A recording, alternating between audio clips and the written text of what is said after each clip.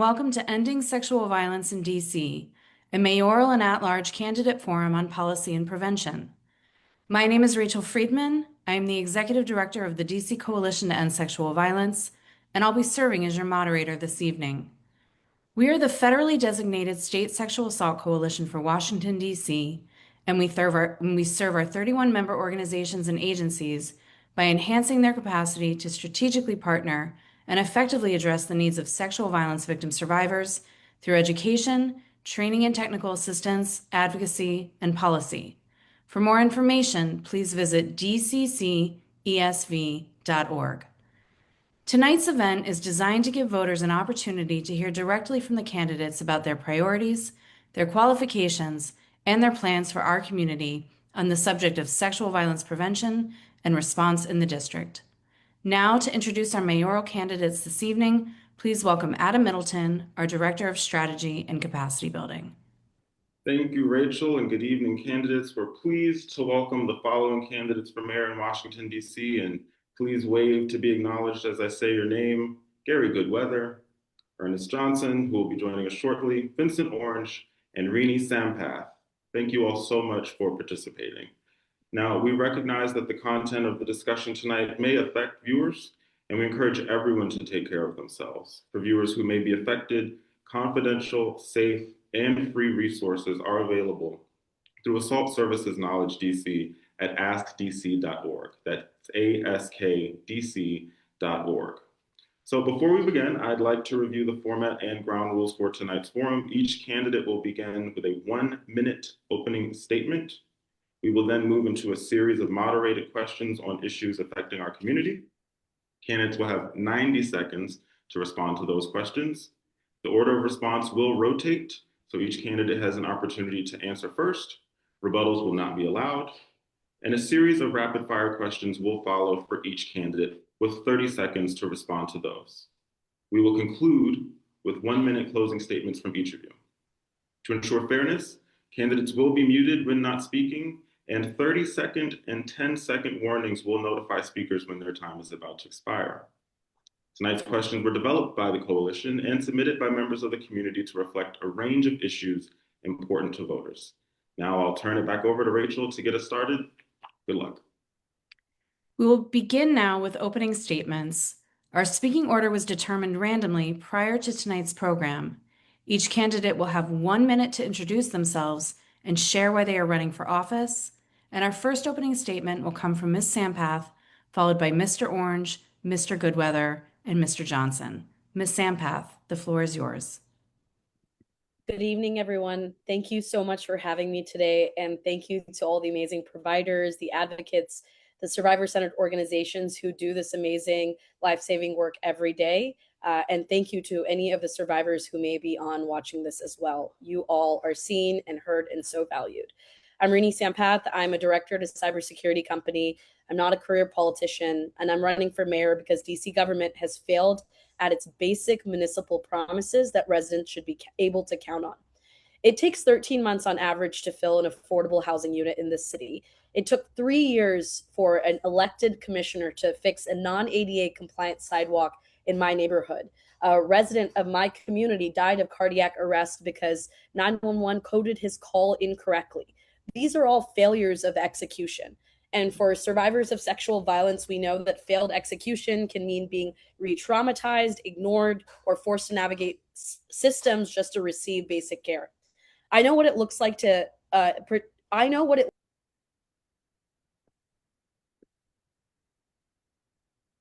Ms. Sampath, you are muted accidentally. Okay.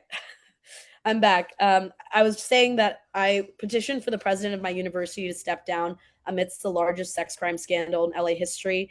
And the mayor's job is not a job for another career politician. It is a job for an administrator and operator who can manage agencies, fund services, and hold the government accountable.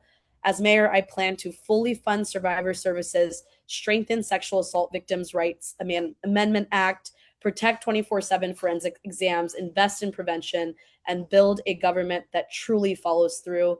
Thank you all so much for having me today, and I'm really looking forward to speaking with you for the rest of the evening. And I'm hoping I wasn't cut off in the beginning, or was it just in the middle? Okay, sounds good. Thank you again, everybody. Mr. Orange, why are you running for office? Well, first and foremost, let me just say good evening and thank you to the DC Coalition to End Sexual Violence. My name is Vincent Orange. I am an attorney and a certified public accountant and a former Ward 5 and at-large council member. I'm running for mayor because we're at a crossroads and there are issues that have to be addressed. The main issue is public safety. My second issue is pathways for young people, in particular high school graduates. Third is that we must be able to grow our local economy, and then we have to have the financial truth about our budgets. Today, I just hate to say it, but ending sexual violence requires more than statements. It requires systems that work for survivors, accountability for offenders, and prevention that starts early. My approach is measurable, coordinated, and survivor-centered. And I will definitely be a champion for the Coalition to End Sexual Violence, having grown up with seven sisters and they've had their challenges. I've witnessed sexual violence firsthand, and I will be a champion to make sure that it comes to an end in the District of Columbia. And Mr. Goodweather. First of all, thank you very, very much for hosting this evening. I'm Gary Goodweather. I'm running because our city, its residents, its families, and its nonprofits need to expect more because life can be so much more here. I built my life here. I met my wife here, raised our two amazing children here in our city, and have helped build communities and created jobs. For our conversation tonight, I'm really focused on two parts: the survivor-centered justice and trauma repair for victims, and I wanted to talk a fair amount about that.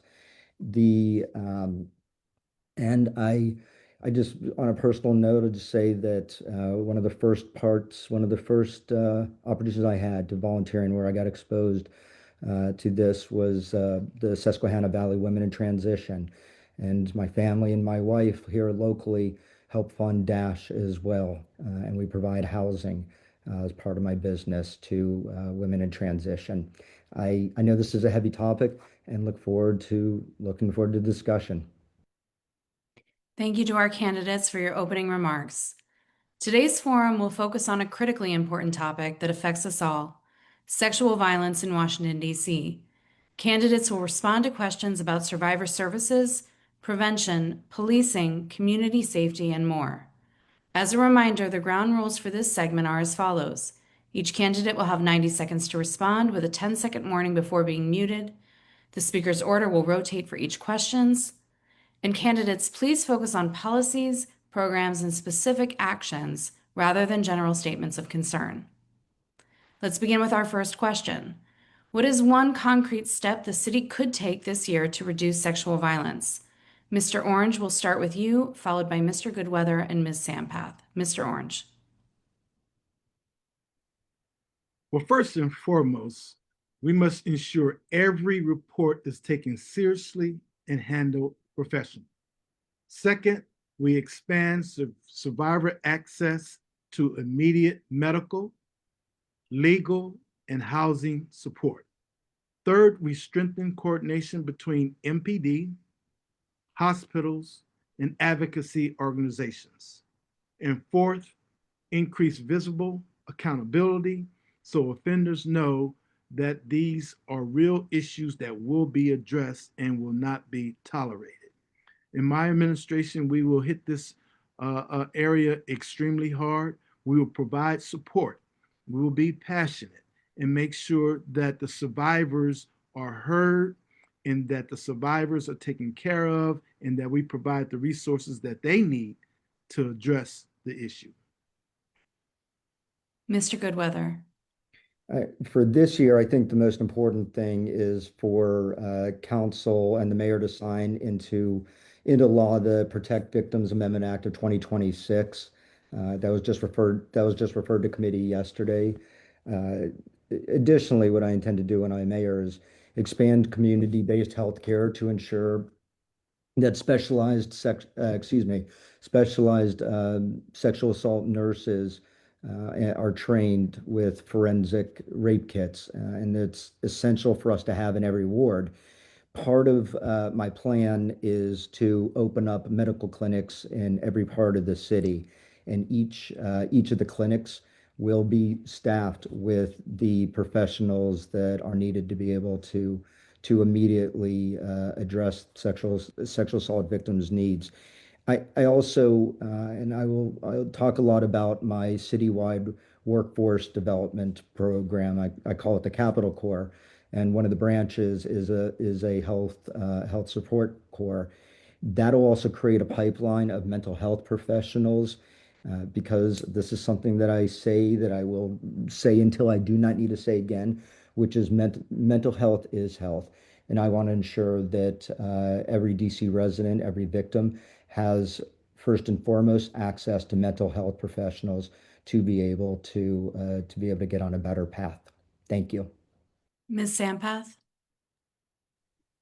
I have said repeatedly that DC government has a major execution problem. And the issue with this is that because DC government doesn't know how to manage its own resources, folks who need the help the most are the ones that are hit hardest. And that's why I believe, sexual violence is not happening in a vacuum in the city. So it happens because there's power imbalance, there's economic precarity, there's housing instability that the government has contributed to, and systems in general have historically failed survivors. And so reducing it actually requires us to attack the root causes while we strengthen the immediate response for survivors who need the help now. So that's why in my first year, I plan to take 3 immediate actions. One, I will protect and expand funding for survivor services. That includes fully funding DC forensic nurse examiners 24/7 response capacity, which we know Mayor Bowser's budget proposed cutting by $2.7 million.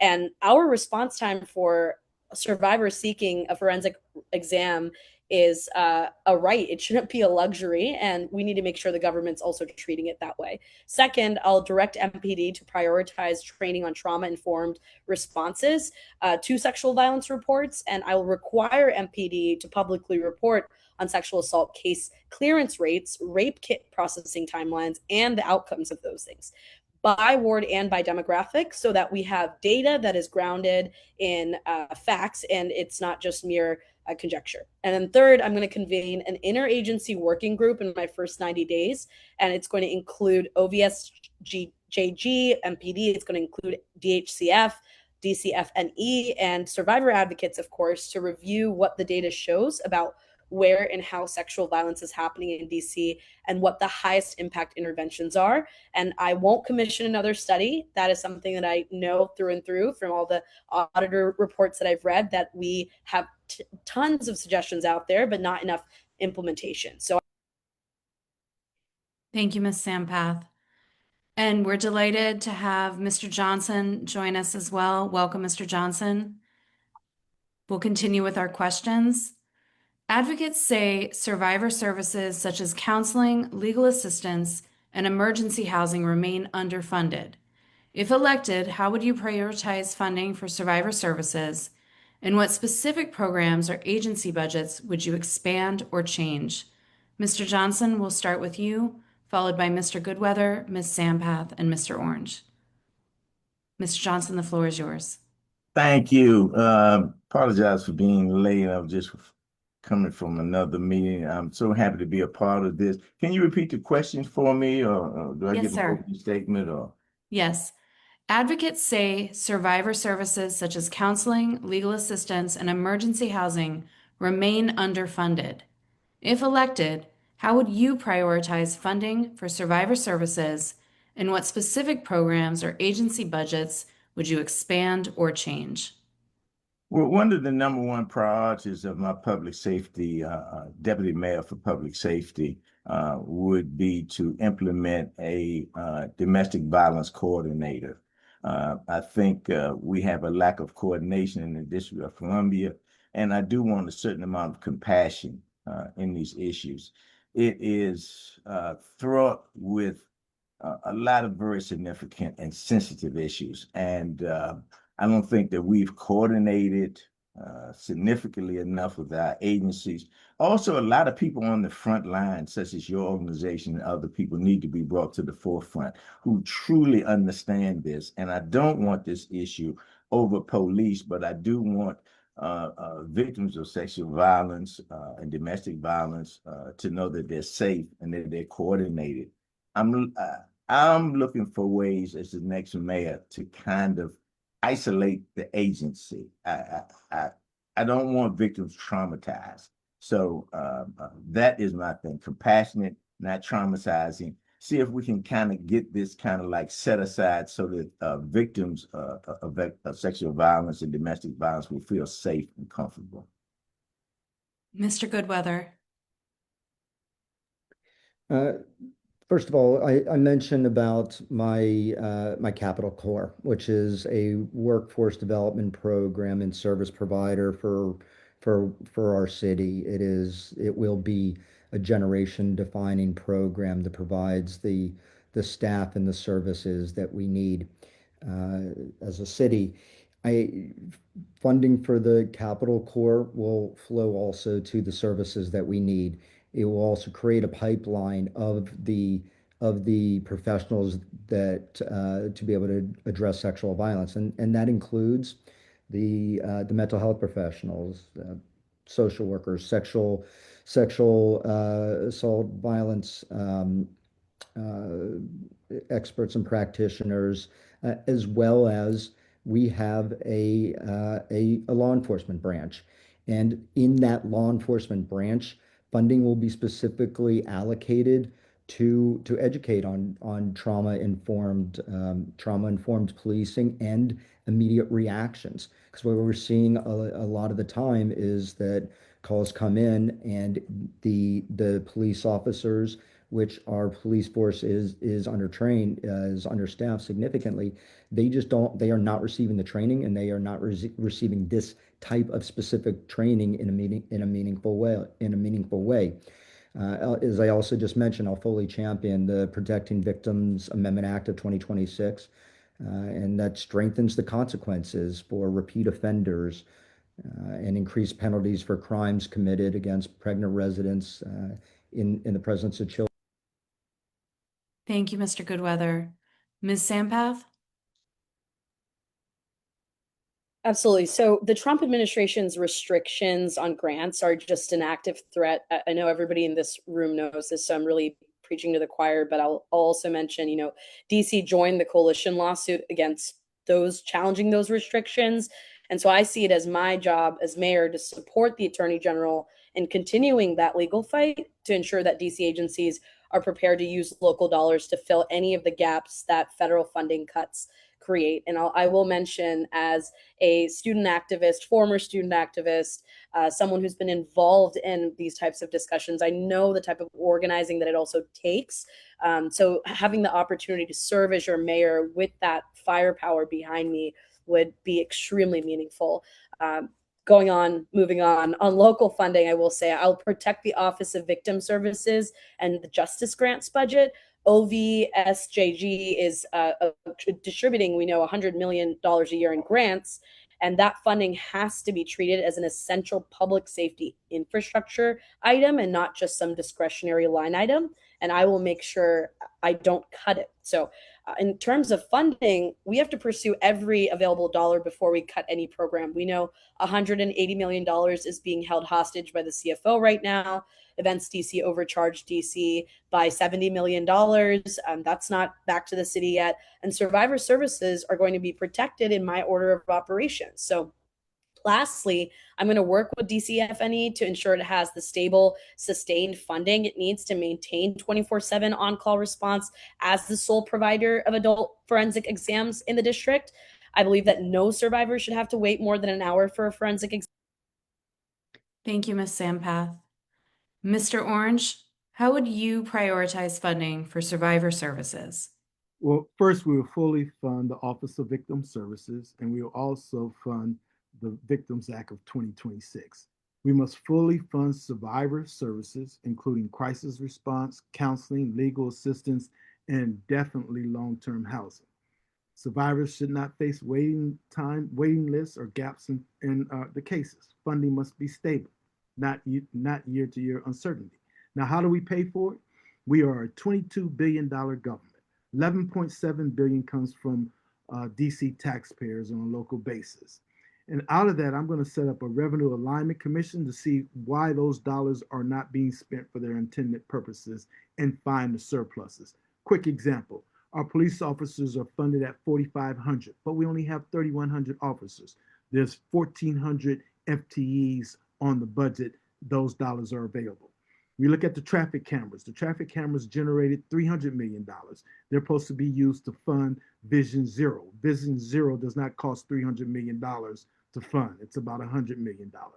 Paid family leave. The rate was so high that they had to reduce the tax rate. It generated $400 million. It doesn't cost that much to run the paid family leave program. So the dollars are available. I will find the surpluses. And as I started out, I will fully fund the Office of Victim Services. I will fund the Victims Act of 2026. And we will make sure that this funding is available for crisis response, counseling, legal assistance, and definitely long-term housing.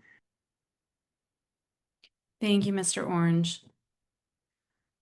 What role should the district play in preventing sexual violence in bars, clubs, and public spaces? And how would you collaborate with community organizations or businesses to address this? Mr. Orange will start with you, followed by Mr. Johnson, Mr. Goodweather, and Ms. Sampath. Well, first and foremost, too many survivors do not report because they don't trust the system. And even in bars and where this activity is going on, we have to ensure that we have a system where one is free to report, that if it needs to be confidential, that it's confidential, but the report is addressed. We rebuild trust through trauma-informed policing, confidentiality protections, consistent follow-up, and transparency in outcomes. Survivors must know that they will be heard, protected, and supported. And those that are committing these offenses must know that they will be held accountable to the full extent of the law, that sexual violence will not be tolerated, and we're going to be very compassionate and very supportive to the survivors, because we need to make sure that they can come to us, and if they come to us, they will become ambassadors for others that are that incur these outrageous acts upon them. And so we will be very compassionate and very supportive, but we will fully fund these services. Thank you. Mr. Johnson.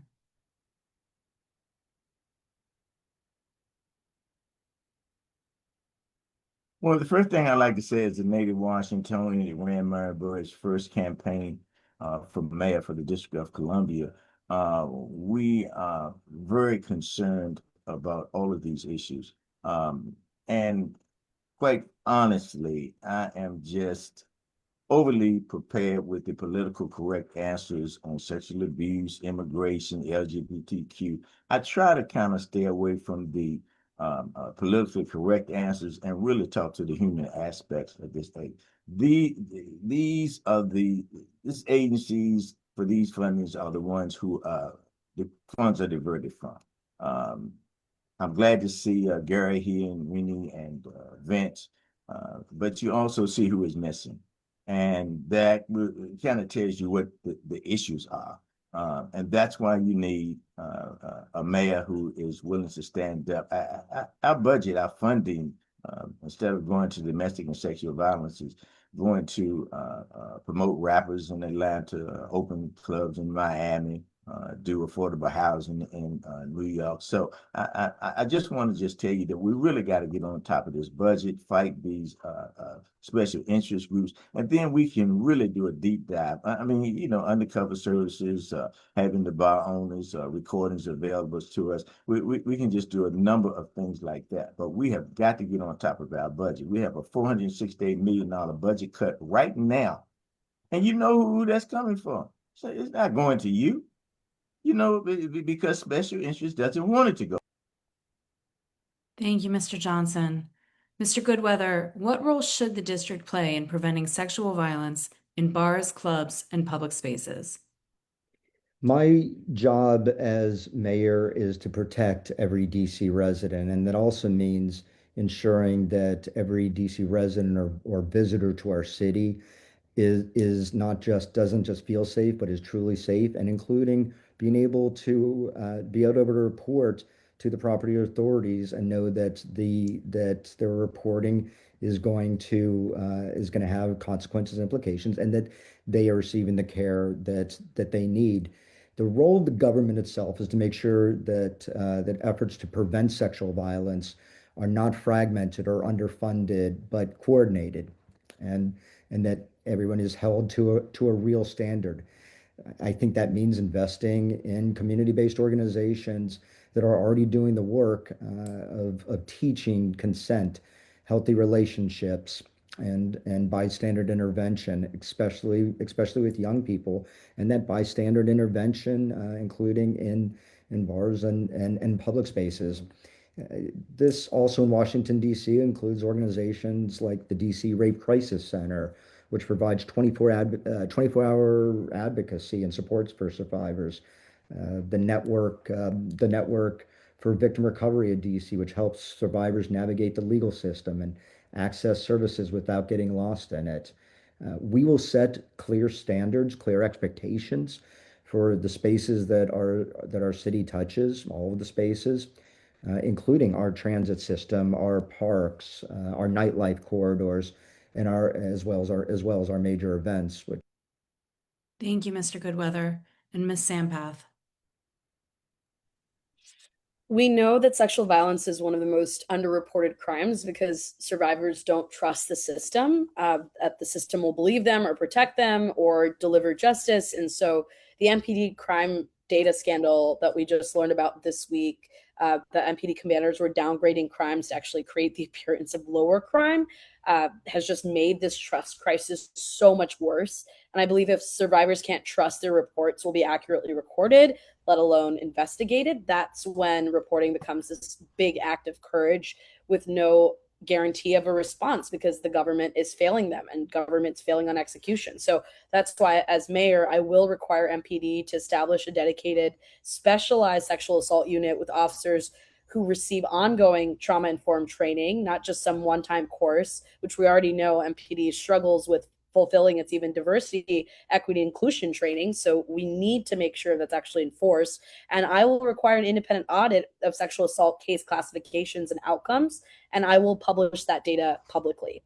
I'll also ensure that survivors know their rights from the moment they seek help. So that includes the right to a forensic exam without being required to report it to the police. That means, survivors need to actually know about that particular right. And then for immigrant survivors specifically, I'm not going to cooperate with ICE, and I will ensure that survivors understand that reporting does not put them at risk of immigration enforcement. And that fear of deportation is one of the most significant barriers to reporting for immigrant communities, and I will make sure we remove that barrier. Thank you, Ms. Sampath. We'll now be joined by members of our community for their questions. First up, here's the Executive Director of Volare, Lindsay Silverberg. Good evening. The Sexual Assault Victims' Rights Amendment Act of 2019, referred to as SAVRA, guarantees the right for a survivor to have accompaniment by a confidential community-based advocate during law enforcement interviews and during medical forensic exams.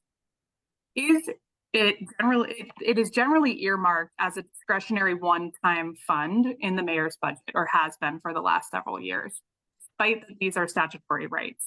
Would you support a SAVRA line item in your first fiscal year 2028 budget?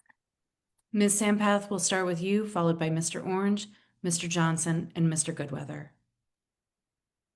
Absolutely. This needs to be completely built into everything that we do. And we need to make sure that survivors have the access to timely trauma-informed care and forensic services. So that's why I have a full commitment to funding DCFNE, ensuring it has the stable resources needed to maintain a 24/7 response. And I'm not going to allow the city to balance its budget by cutting the forensic nursing capacity that SAVRA's guarantee depends on. And I will also work with DCFNE to support their sane workforce, the recruitment, the training, the retention, because we all know that burnout and compassion fatigue is something that's very real, and it drives a lot of nurses, very wonderful caring nurses, out of this specialty nationally.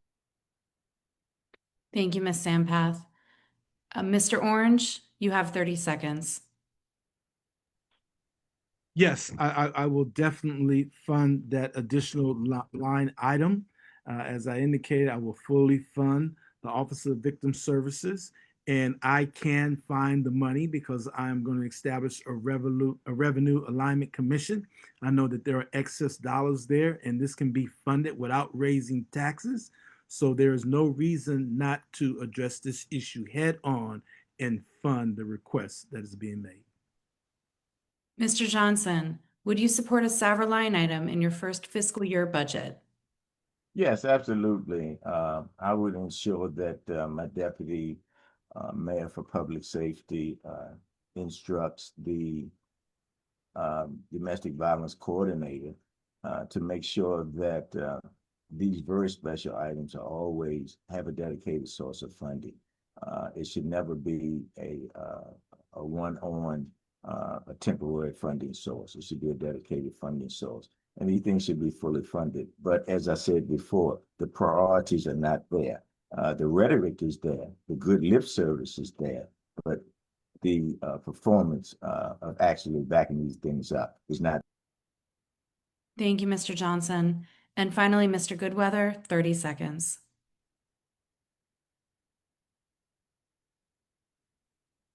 Oh, sorry, sir. Yes, I would support it in my first budget, and I would treat it as a core responsibility of the district, not a discretionary one-time expense.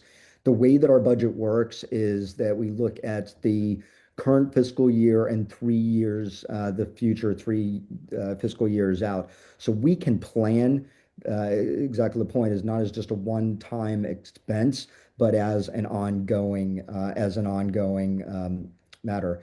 If we're serious about safety and accountability in this city, then funding for survivors has to be stable, recurring, and fully protected. Thank you. Next up, Lowell Muhammad, Executive Director of the Person Center. Hello, my question is, as victim service providers, we're keenly aware of the complexities of the fabric of public safety here in the district. Over the last year, there has been an escalation in the hot topic of public safety, and there has been community level and advocate level distrust, frustration, and disagreement regarding what elements of public safety are prioritized over others. So my question here is, what are the key changes, if any, that we should anticipate regarding your priorities to better community level public safety? Mr. Orange, will start with you, followed by Mr. Johnson, Mr. Goodweather, and Ms. Sampath. You'll each have 30 seconds. Mr. Orange. First, what you can expect me as the mayor-elect in November to engage you in the process of selecting a new police chief, and where we will examine the new police chief background and where the sorry, I got interrupted there. Am I back on? Yes. Yes.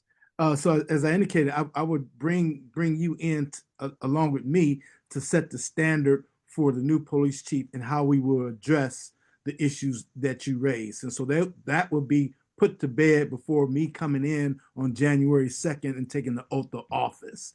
So you will have a seat at the table and be able to help drive policy. Thank you, Mr. Orange. And our final question this evening comes from Jada Cartwright, a youth development facilitator with the organization Men Can Stop Rape. In light of ongoing debates around youth curfews and policing in DC, how would your office move beyond short-term enforcement to invest in sustained youth engagement? Specifically, were we all supposed to get a response to that? Oh, Yeah. Mr. Johnson, I'm so sorry. Question? Mr. Johnson, I apologize. I think neither Mr. Goodweather nor I also were able to answer that previous one. That's my fault. I All apologize. good, all good. Mr. Johnson, we'll start with you, sir. Okay, thank you. See, I gotta watch my turn here, you understand? Because a lot of people got Janice and McDuffie on their mind, two of the losers in this race. And that's one of the things that we got to clear up. And that's how we keep running into these issues.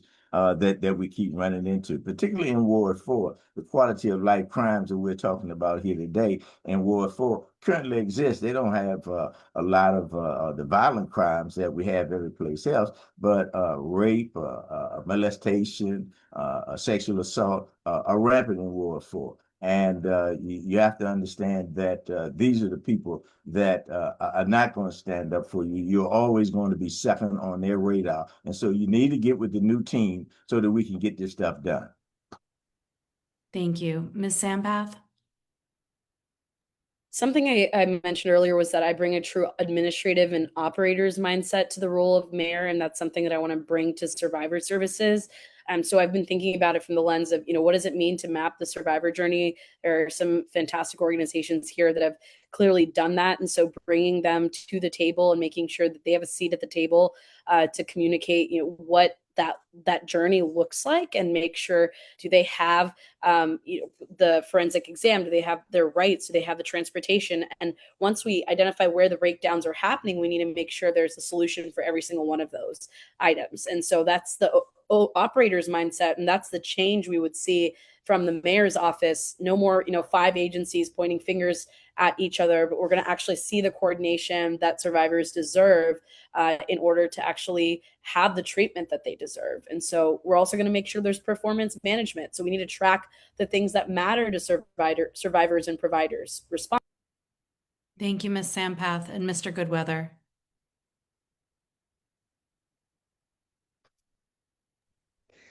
The goal is safer communities through prevention, connection, and trust. We should be focusing on strengthening trust and stability within our police force by making sure officers can actually afford to live in the communities that they serve.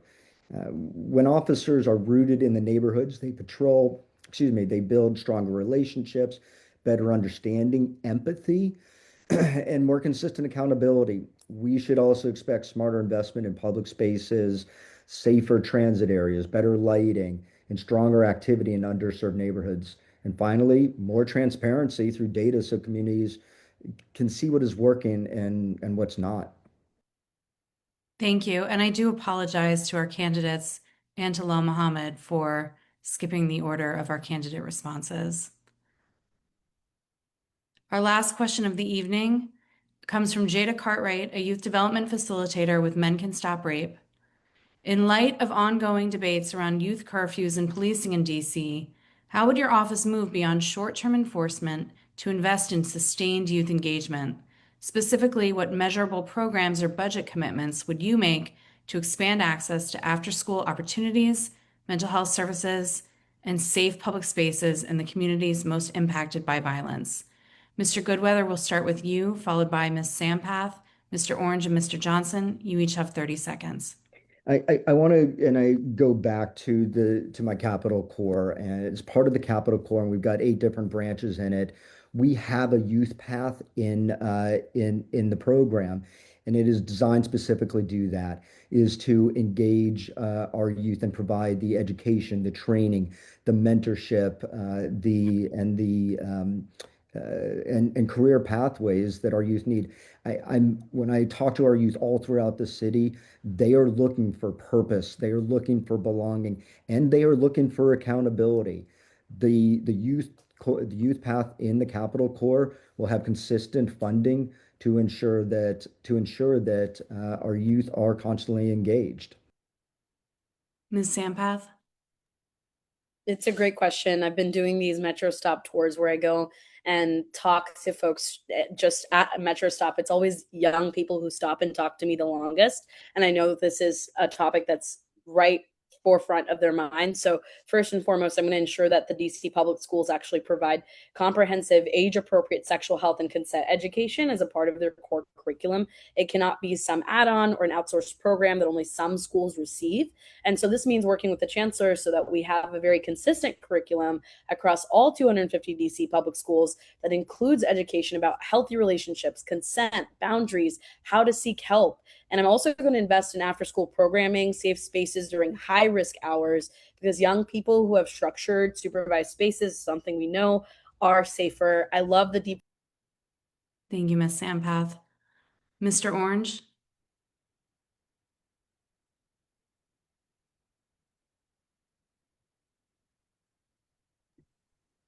In an Orange administration, young people will know that they have a pathway, especially high school graduates. They can get a paid apprenticeship with benefits, health benefits, retirement benefits, and an entry level into the DC government. They will also be able to go to UDC tuition free, as well as if they want to have a business opportunity, I'll put them with the Department of Small Local Business Development. As the mayor, we already have the power to open up the facilities, open up the recreation facilities, open up the theaters, open up the counseling centers. It's just a question of will. And if you have the will, it can be done. And I believe where there's a will, there's a way, and the money is available. So I will make it happen for our young people. Mr. Johnson, you have I add my voice of support to what Garrett said, what Rini said, and what Vince said. All of them are absolutely correct. What I am encouraged, and Rachel, you're doing a wonderful job. We all make mistakes. Don't concern yourself with that. The bottom line of it is that our youth issue is a lack of leadership from Janice Lewis George and Kenyon McDuffie. I do not want your organizations or the rest of the community to be overwhelmed by these posters and these particular debates put on by Channel 9 and Channel 5 that exclude everybody else. You have to remember Channel 9 and Channel 5 were the ones who brought us the Iraq weapons of mass destruction. Thank you, Mr. Johnson. We will now move to closing statements. Each candidate will have 1 minute to make a final statement to voters. The order will be the reverse of our opening statements, and our first closing statement will come from Mr. Goodweather, followed by Mr. Johnson, Mr. Orange, and Ms. Sampath. Mr. Goodweather. Again, thank you exceedingly much for having us talk tonight because this is incredibly important. I really want to focus my closing on the fact that we care. I am running for mayor because I don't think that we have elected leaders that are empathetic, intellectually curious, and I am very hyper focused on mental health and ensuring that victims have long-term treatment. And one of the things that I am passionate about is mental health and how we really create treatments that have enduring results. Privately, my wife and I are investing in next generation therapies to provide long-term benefit to victims. We will move from a city of just responding to one that is proactive in stopping the underlying issues. But ultimately, what I care about is the victims and their long-term success. Thank you, Mr. Goodweather. Mr. Johnson.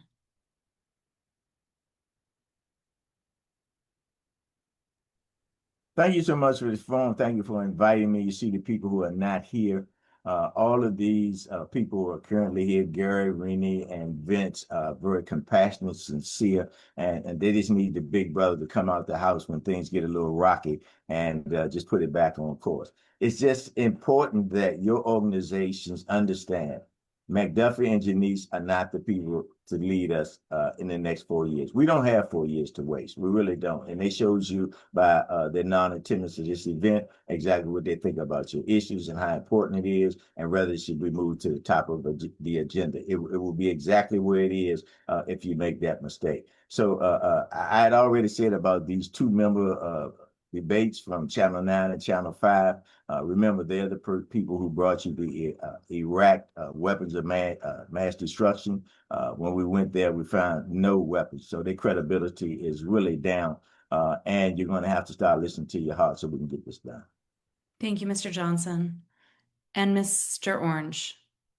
Ending sexual violence in Washington, D.C. requires more than intention. It requires action, coordination, and accountability. Survivors must have access to care, protection, and opportunity. Communities must be engaged in prevention, and our systems must work consistently and fairly.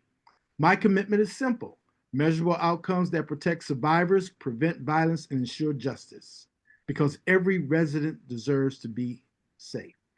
Everyone deserves to be safe in our city. My name is Vincent Orange. I'm number 7 on the ballot. I want to be number one in your heart, but select heavenly number 7 on the ballot. And if I can't be your first choice, I would welcome being your second choice. Thank you so much for providing this opportunity tonight. But above all, vote on Tuesday, June 16th, 2026. And remember, you get what you vote for. So those that are not here, what can we say? Those that care about you, care about the survivors, we're here, we're present, and we're accounted for. Thank you. Thank you, Mr. Orange and Ms. Sampath. Thank you again, everyone, for making time for this conversation. To providers, advocates, the survivors on this call, I want to leave you with this. Survivor services are not optional. They're core city infrastructure. It's public safety, it's healthcare, it's housing stability, it's trust in government. And for too long, DC has had leaders who just know how to say the right thing, but they don't know how to make the system work. And when the system doesn't work, survivors are the one who pay the price. I've seen it firsthand up and closely in my own personal life, in my community's lives. And I know the mayor's job is not for a career legislator. It is a job of an administrator who can hold government actually accountable, who can manage budgets, who can recruit and retain, track gaps, assign ownership. And in this city, for too long, there's been insider dealing and kickback schemes that take resources and attention away from the basic services that residents like you depend on. And that has to end. As mayor, I will enforce the Sexual Assault Victims' Rights Amendment Act. I will protect forensic exam access. I will fund prevention. I will listen to providers. And I will build a government, most importantly, that actually follows through. Survivors should not have to fight the person who harmed them and then fight their own government. Thank you, Ms. Sampath. Thank you to all of our candidates for participating in the mayoral portion of Ending Sexual Violence in DC Candidate Forum on Policy and Prevention. And thank you to everyone who has joined us this evening. We'll now take a 5-minute intermission to transition to the at-large candidates.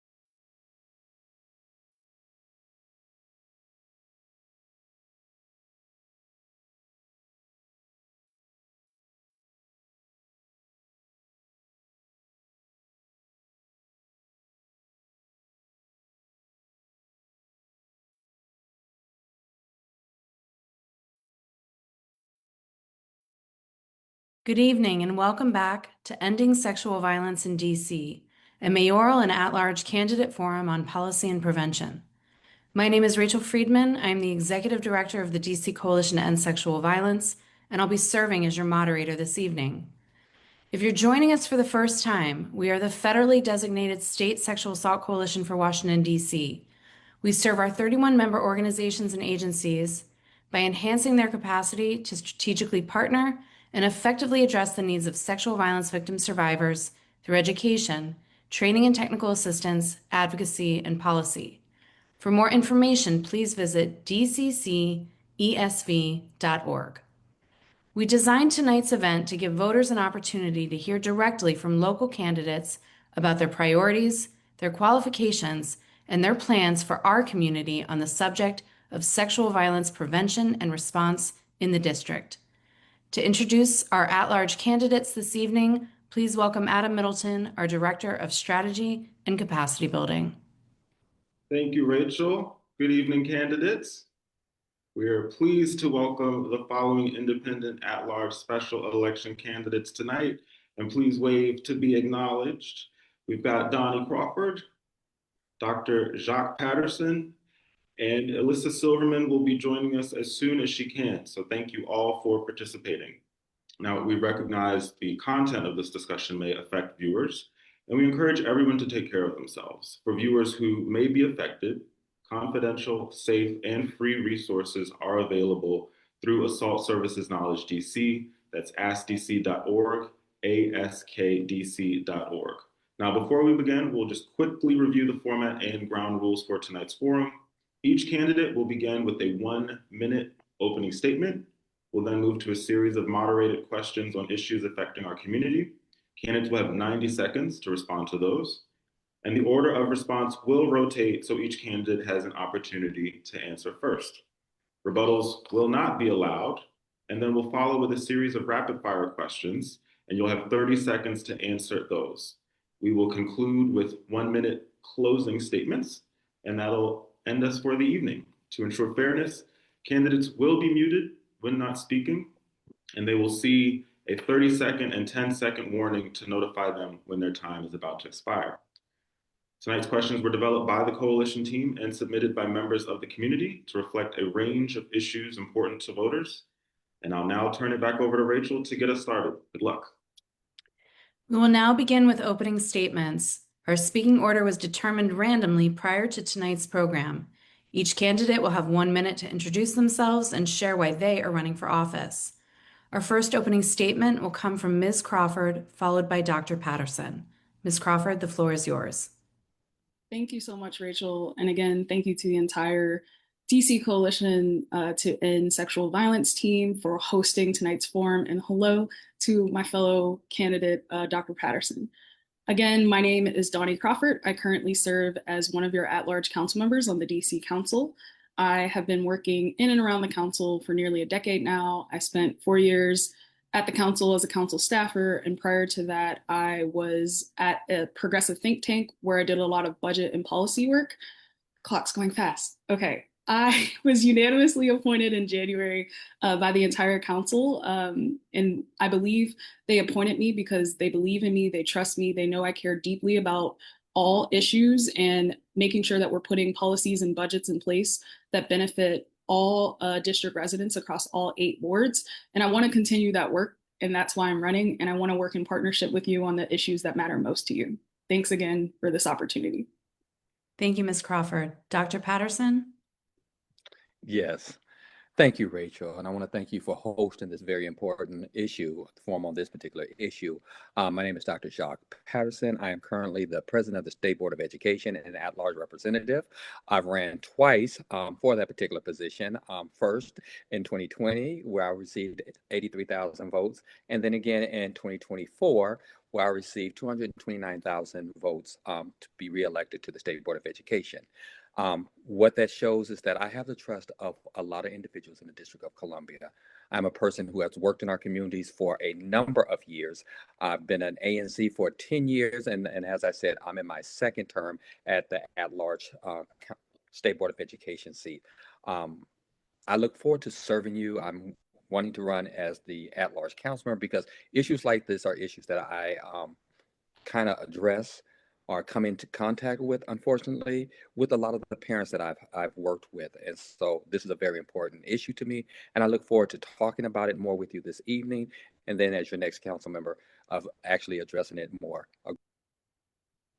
Thank you, Dr. Patterson, and thank you, Ms. Crawford, for your opening remarks. Today's forum will focus on a critically important topic that affects us all: sexual violence in Washington, D.C. Candidates will respond to questions about survivor services, prevention, policing, community safety, and more. As a reminder, the ground rules for this segment are as follows. Each candidate will have 90 seconds to respond, with a 30 and 10-second warning before being muted. The speaking order will rotate for each question, and candidates, please focus on policies, programs, and specific actions rather than general statements of concern. Let's begin with our first question. What is one concrete step the city could take this year to reduce sexual violence? Dr. Patterson will start with you, and then Ms. Crawford.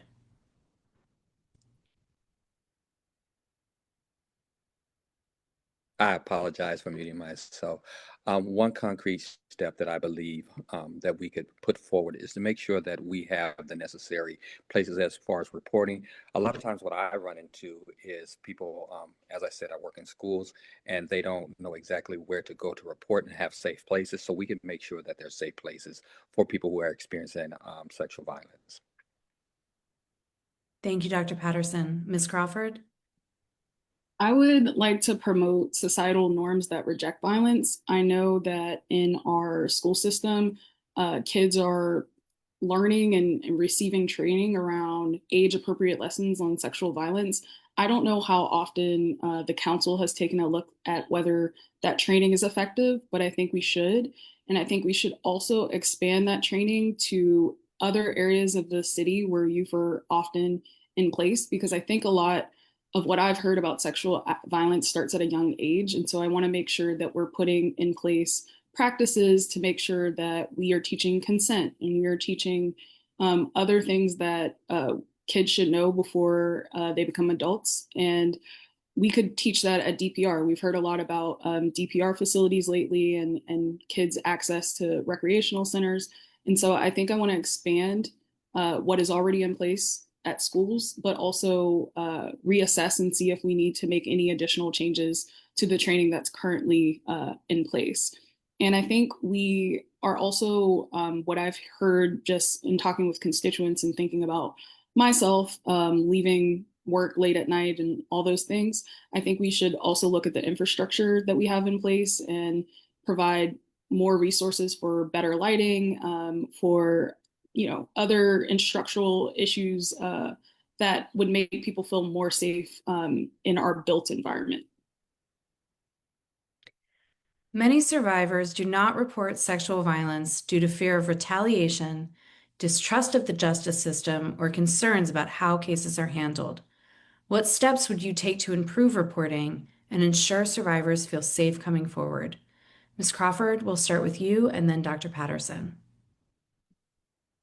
For me, this definitely starts with making sure that there's trust in our law enforcement. I think we've all heard over the last couple of days, there's been a bit of mistrust when it comes to some of the stats that MPD was reporting. And I think that harms victims, to be honest with you. I think it makes it hard for people to trust that when they report that something really traumatic has happened to them, that they're going to see follow-up and see that their issues are addressed by our law enforcement. So I think I sit on the Judiciary Committee, and I want to make sure that we are working with our law enforcement to make sure that they're repairing some of the harm that they have caused communities and that they may have made it more difficult for victims to show up and to report what is happening to them. And so I think it really starts there.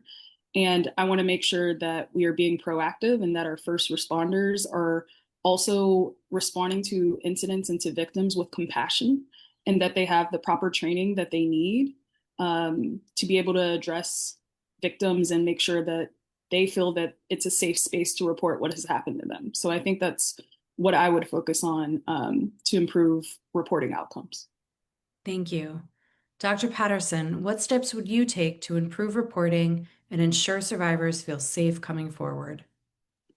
Thank you for the question. And I'm going to kind of refer to, although it happened to some young adults that I know, what happened basically was that we had a person who was sexually assaulted. And when they actually reported that to the reporting individual, they were actually kind of exposed, their name became exposed to other individuals. This happened at a school. And there was a lot of retaliation from a lot of the other students. And so on a larger scale, I agree with Councilmember Crawford, is that the first and foremost, we have to make sure that a person can report domestic violence without it being, or sexual violence, without it being exposed or being exposed to it. And so the immediate steps that I would do is to make sure that once a report is done, is that we put the safeguards around it. I don't believe we have loopholes that are in the reporting and how that gets exposed, and the people who investigate it, it seems to get through some of those areas. And so we want to tighten those so that the person is not exposed and the trust can be there. Thank you. What's changed for the better in how the system, including the Metropolitan Police Department, responds to sexual assault cases? How could the city improve the way the system responds? Dr. Patterson, we'll start with you. I'm going to say I don't believe that it has improved. That's just my opinion of it. As a former reserve MPD officer, I know when they come to a domestic violence situation, I don't believe a lot of officers has the right training to make sure that each individual is protected, and that goes across both genders and lifestyles. So I'm going to be a person that actually says there needs to be a lot more training around that for MPD officers as they respond to sexual violence, and how they protect the individuals that are victims and the accuser as well. So I just want to make sure that there's better training. I don't think it's gotten better. I think we need more training. Thank you, Dr. Patterson. Ms. Crawford, has the system improved for the better, and what can the city do to improve how it responds? I think there are elements that tangentially connect to the system that have improved. So one of them is we recently received our accreditation again for the Department of Forensic Sciences, which will hopefully it will improve case closure rates. And I do know that sometimes I've heard of MPD incorporating trauma-informed practices into how they respond. We could do a lot better, that's for sure. And I want to see us work with organizations that have that expertise around how to respond to victims and to traumatic incidents. But I was really happy to see that we as a district regain that accreditation, because I think it'll help hopefully build confidence that we can close cases. And particularly I'm thinking of incidents of rape and how we see the connections there, and how in recent years, the council has tried to fund forensic sciences more, and that's directly tied to that issue. Thank you, Ms. Crawford. What steps would you take to ensure that hospitals and service providers have the resources needed to provide timely care and evidence collection? Ms. Crawford, we'll start with you. Can you repeat the question one more time? Sorry. Absolutely. What steps would you take to ensure that hospitals and service providers have the resources needed to provide timely care and evidence collection? Thank you. On the service providers side, I would say, and I will speak to some of my past work, I worked really hard every year that I was a council staffer to ensure that we sent money to the Judiciary Committee for service providers and for victim services grants. And I was really proud of that work because I led the Committee on Business and Economic Development. We didn't have to send that money. We didn't have to transfer that money. That work lived in the Judiciary Committee, but it was very important to me that we made sure that those providers had the resources they needed to continue their work and have the confidence that they would have additional funding each fiscal year. I'm not going to oversell that, because I think often the amount of money that collectively the council was able to put toward service provider grants was really small when you think about the need. So I definitely want to make sure that as a council member, I am still working to ensure that we're growing the pot for service providers and hearing our call from hospitals in our region on specifically what they need. I'll be honest, I haven't heard too much from hospitals about this area. So I'm interested in working with providers that work at the hospital, maybe the hospital association, definitely your coalition, to make sure that our local hospitals have what they need in this area as well.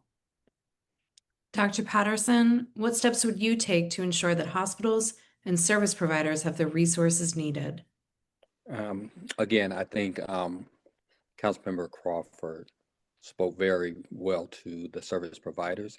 What I will say when we speak to our hospitals, I think that we have underfunded and they're understaffed.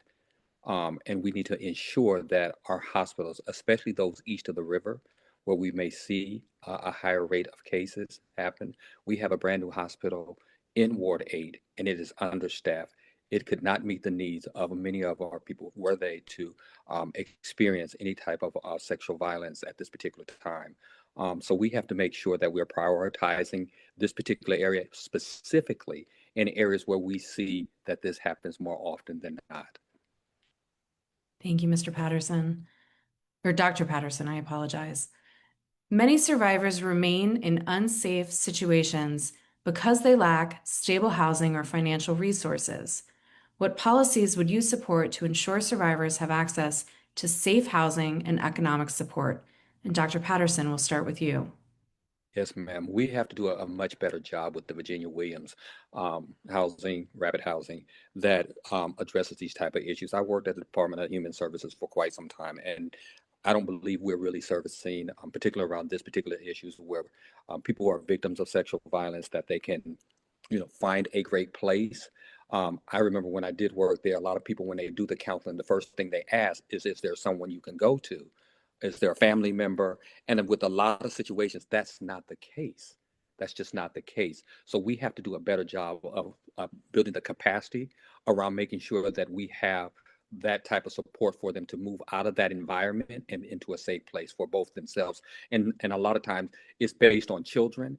If they have children, it's easier to move them. If they don't have children, then they're stuck in that particular position. And that shouldn't be the kind of the litmus test of how rapidly I can move you, because those situations, as we saw in Virginia, can get very violent and very fast, and they can end in the worst situations. Ms. Crawford, what policies would you support to ensure survivors have access to safe housing and economic support? I'll just build on what Dr. Patterson said, because I think he hit the nail on the head here. I have heard from constituents who had a really difficult time finding emergency housing when they were in a particularly, traumatic incident with their partner. And when they sought care from service organizations that were not government, they found, at least in the situations that I've heard, they've found their resources to be at capacity. And therefore, they would try to work with the government to try to find somewhere where they could go. And due to bureaucracy and just how long it often takes government to move, they were not able to quickly find housing. And so I think we need to work as a government on making sure that we're unsticking when there are situations when people need rapid assistance when it comes to housing and economic support. So I think that's really important. And I want people to be able to have a place to go when an incident happens that is unexpected and late in the evening, right? I don't want them to feel that they're forced to stay in a really, really bad situation. So that is something I want to work on with my colleagues. Now we will move to rapid fire questions, including those submitted by members of the public. Candidates, please respond in 30 seconds or less, noting specific policy actions where appropriate. Our 10-second warning before being muted remains in effect, and I'm happy to share that Ms. Elissa Silverman has joined our candidate forum. So to start, we'll hear from Jada Cartwright, who is a youth development facilitator with the organization Men Can Stop Rape. Jada. Hi, everyone. I'm grateful to have this opportunity to speak with you all, so thank you. My question is, in light of ongoing debates around youth curfews and policing in DC, how would your office move beyond short-term enforcement to invest in sustained youth engagement? Specifically, what measurable programs or budget commitments would you make to expand access to after-school opportunities, mental health services, and safe public spaces in the communities most impacted by violence? And how would you ensure these efforts are youth-led and accountable? Thank you. Ms. Silverman, we'll start with you. Great. Good evening. My apologies for joining you late. There was a concurrent forum that I was participating in and actually broke away early. So it's my pleasure to join you. Great question. My first priority, which I've just stated in person at the other forum and put in print in many, oh my goodness, is out of school time funding. Let's make it free. It's a tremendous equity issue across the city in that certain students in Ward 3 and Ward 2 have access to out of school time, and students in Wards 5, 7 either can't afford it or just their schools don't have it. So the time is short, but number one, one of my biggest priorities is to make out of school time programming free. Thank you, Ms. Silverman, and thank you for joining us this evening. Ms. Crawford, same question to you.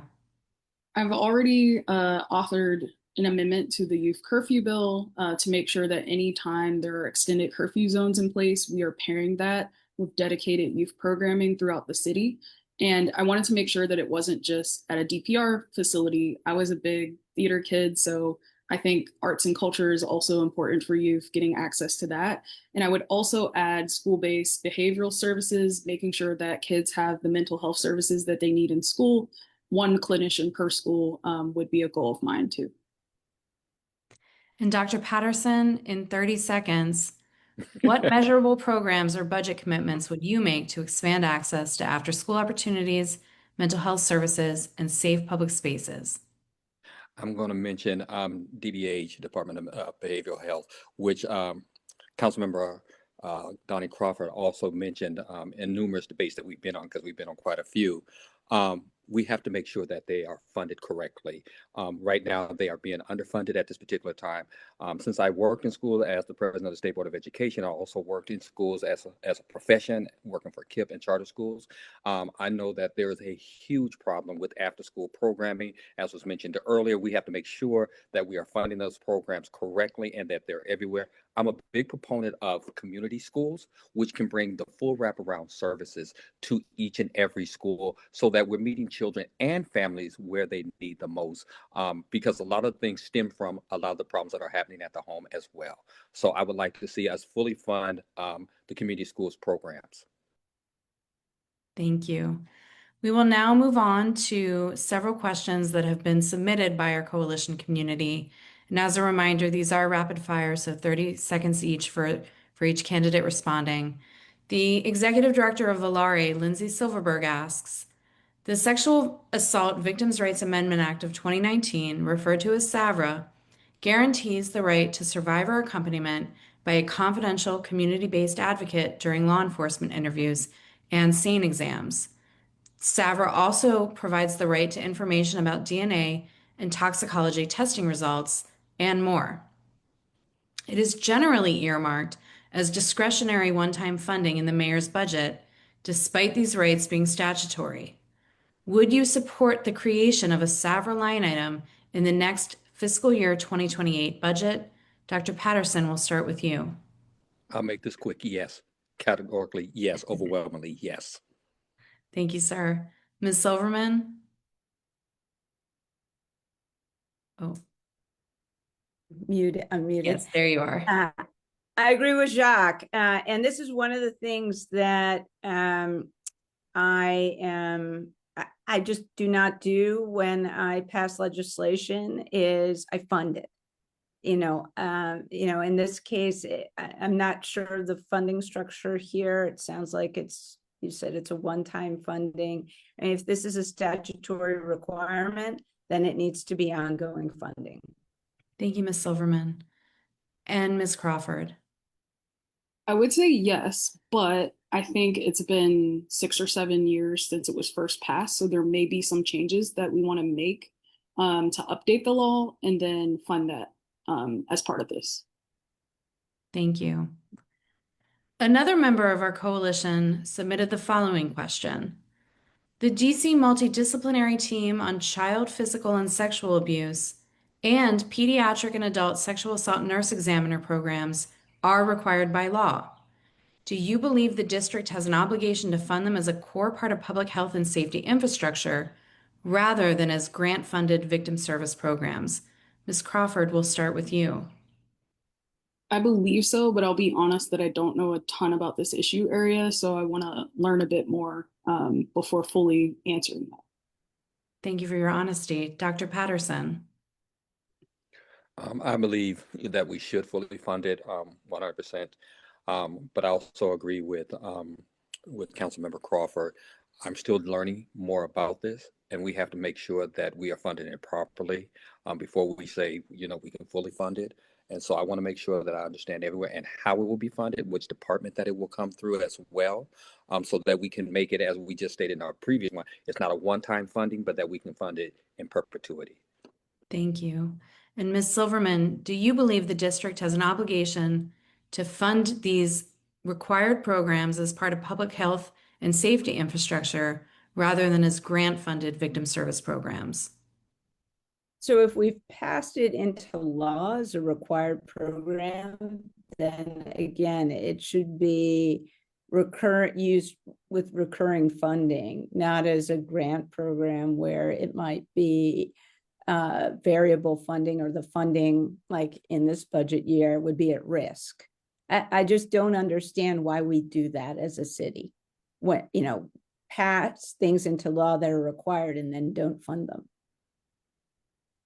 Thank you. And a final few rapid fire questions. Should the city increase funding for survivor services, even if it requires shifting funds from other programs? Dr. Patterson, we'll start with you. Budgets tell us where our priorities are, first and foremost. That's what they do. So, of course, I believe this is a prioritization that we should fund it.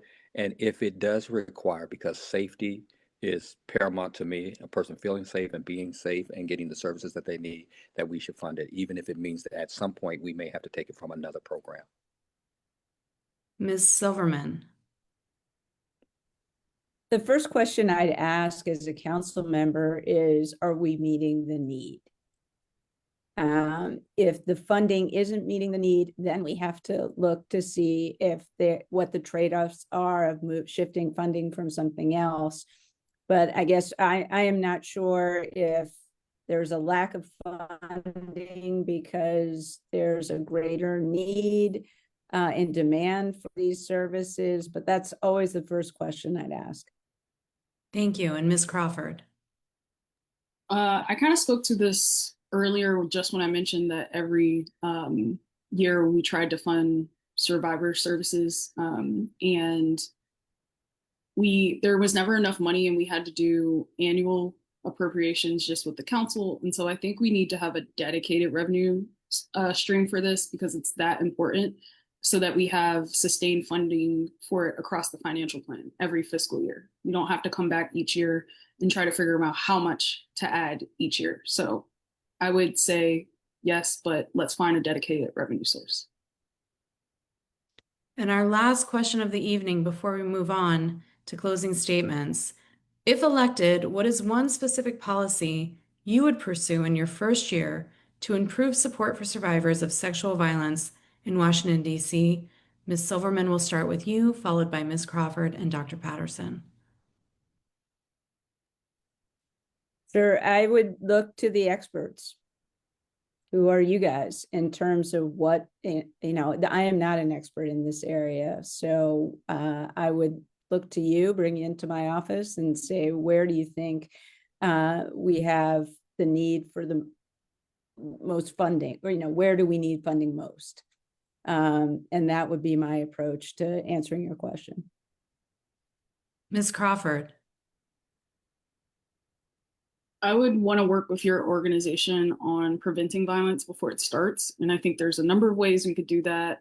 Having served as the committee director for the business committee, I think there may be creative ways that we can model what happens with the airline industry, for example, when it comes to if a patron is at a bar or a restaurant and they leave their drink there, maybe they're required to, put a coaster over the drink, or just ways that we can be innovative to think about how we increase prevention, so that we are not forced to have to respond on the back end when it comes to incidents. Thank you. Dr. Patterson. Yes, what the two individuals have said before me, but also having the opportunity to work with a lot of individuals in schools. I want to make sure that we're meeting with the people that are actually, you know, that are experiencing this, that they have that type of privacy. So I would work with your organization, but I also would go on an actual tour of trying to talk to individuals about this, whether that's at schools or other service providers, to make sure that we're doing this correctly. I think a lot of things have changed over a period of time, and I know our budgets are tight, but we need to make this a priority. But we need to do this in the most effective and efficient way that we possibly can. Thank you, Dr. Patterson. We will now move into closing statements. Each candidate will have 1 minute to make a final statement to voters. The order will be reversed of our opening statements. So our first closing statement will come from Ms. Silverman, followed by Dr. Patterson and Ms. Crawford. Ms. Silverman. Great. Well, thank you so much to the hosts of this forum. My name is Elissa Silverman, and again, my apologies for not being able to join you earlier. I am a former council member, and the reason I'm coming back is I think we, as a city, need to first defend our city much better in light of the Trump administration and federal intervention that's threatening all kinds of programs. Second, I think we need to spend our budget a lot better to bring benefits to our residents. I have a track record of doing that.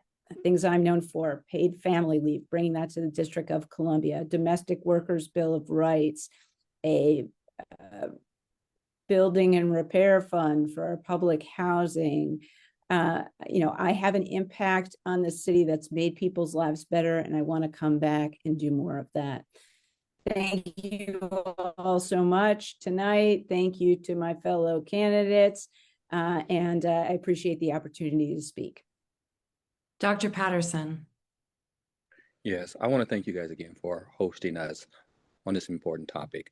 I am learning still a lot about this topic, but I will tell you this, is that I come from Ward 8, which has some of the strongest, indicators amongst violence, sexual violence, homelessness, mental health. And I've been a community individual for many years. As I've said, I served 10 years as an ANC. I'm on the State Board of Education currently. And one thing that I do is make sure that when we're experiencing the type of crisis, especially around this particular issue, that I dig in, find out what needs to be done, and prioritize it. I'm looking forward to serving the city in the new role as an at-large council member and working with this group hand in glove to make sure we're addressing this. Thank you. Thank you. And final words from Ms. Crawford. Thank you again, Rachel and the whole team, for putting together today's forum. It was great. And yes, thank you to my fellow candidates. Again, Doni Crawford, I currently serve on the council, and similarly to Dr. Patterson, I look forward to learning more about this issue. It's very pervasive, and I think there is a lot that we can do at the council to make real meaningful impact. And I want to continue doing that in the role that I currently serve in today. And I know that I have opportunities right now to work with you to make sure that there are investments in the fiscal year 27 budget that will help reduce the rates of sexual violence that we see across the district. I hope that your viewers can see that I'm thoughtful and very passionate about these issues. And I just want to continue to serve them and work in partnership with them going forward on putting in place really, really meaningful policies and budget decisions that will improve this area of work. So thank you. Thank you to all of our candidates, mayoral and independent at large, for participating in tonight's Ending Sexual Violence in DC Candidate Forum on Policy and Prevention. Thank you to everyone who joined us this evening, and special thanks to our colleagues Adam Middleton and Chloe Bone for their amazing work putting this event together this evening. Before we close, we want to again acknowledge that the topics discussed tonight, including sexual violence and survivor experiences, can be difficult. If you or someone you know needs support, confidential, safe, and free resources are available through Assault Services Knowledge DC, that's askdc.org. Civic engagement is essential to a strong and responsive community, and we encourage everyone watching to make a plan to vote in the upcoming election. For official voting information, key dates, and ballot guidance, please visit the DC Board of Elections. On behalf of the DC Coalition to End Sexual Violence, thank you for being part of this important conversation. We appreciate your time and engagement, and we wish you a good evening.